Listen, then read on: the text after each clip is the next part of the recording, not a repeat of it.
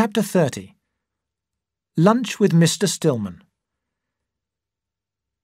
The room in Welbeck Street gave Andrew a new feeling of his own importance. Francis Lawrence and Freddie Hampson made suggestions about decorations and furniture, and Hampson also found him a nurse, Nurse Sharp, a rather bitter but hard-working woman who was a friend of the nurse that Freddie employed. When his room was ready, it looked very grand. Andrew decided that he could charge his patients at least £3 a visit here. For the first week or two, very few people came to see him, but then patients began to flood in. He was a busy man, driving backwards and forwards in his expensive car from his home to his Welbeck Street office, and from there to the Victoria Hospital. He rarely finished work until 10 o'clock at night. In June, Ivory took out Sybil Thornton's tonsils and posted Andrew a cheque in payment for attending the operation. One afternoon, soon after this, an old woman called to see Andrew about her throat. Her condition was quite easy to cure, but Andrew decided to send her to Hampson for his advice about the best treatment to give. Freddie had been so kind of late that he wanted to give him this opportunity to earn himself an easy £3. A week or two later, Hampson, in return, sent Andrew one of his patients to examine. That evening, as he drove home from his West End consulting room, Andrew felt very pleased with himself. But he found Christine far from pleased. "Mrs. Lawrence telephoned you again this afternoon. No message?" she told him. He turned red. "What do you mean, again?" "This is the 4th time that she has telephoned you this week." "Well?" "Nothing. I didn't say anything." "It's how you look. It's not my fault if she telephones me." He rushed out of the room. At once he felt sorry. Relations between Christine and himself were getting worse, and they had once been so happy. He had a sudden desire to please her. The next minute he was in his car, driving to see Miss Cram at her shop. When he returned, he went into the living room and called out, "Christine, come here a moment." She came at once. "Look, dear," Andrew said awkwardly, "I've bought you this. I know that we have been quarrelling of late, but this ought to show you—" He broke off and handed her a box. As she opened it, her hands trembled. Then she gave a little cry.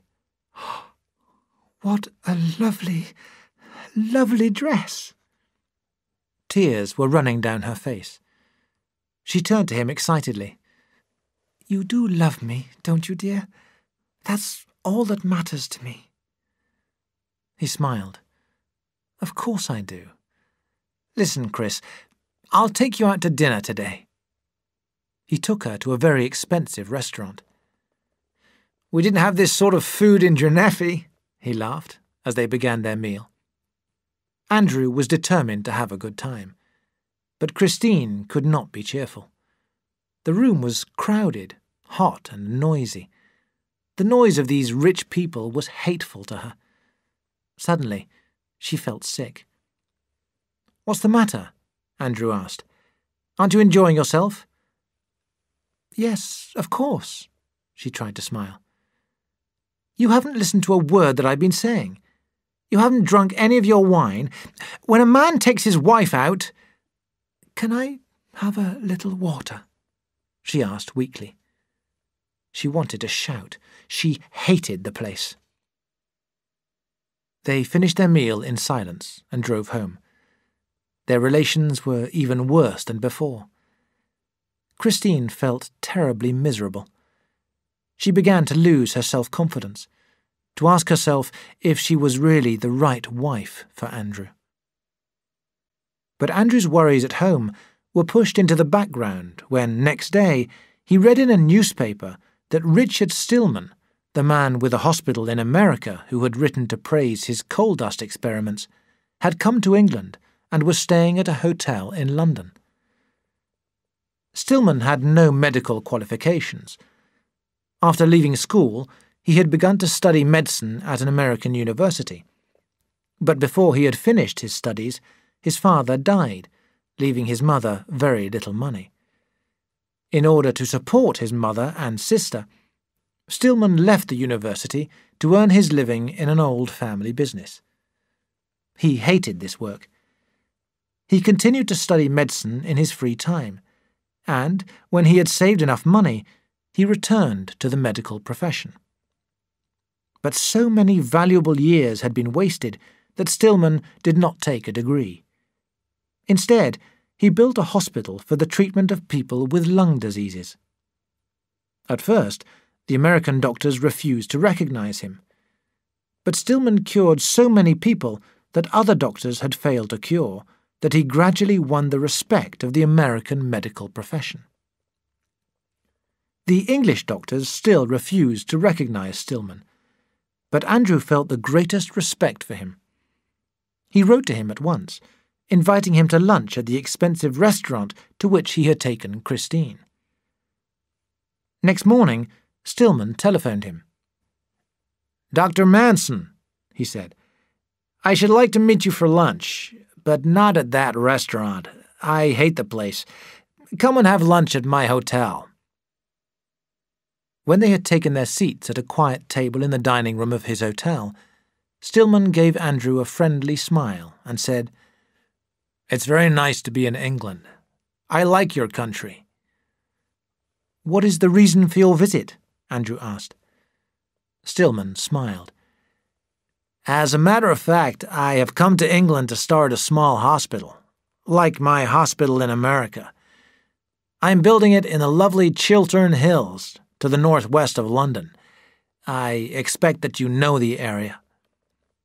Andrew leaned forward. "That's interesting. I should like to see your hospital." "I shall be delighted to show you round as soon as the place is ready.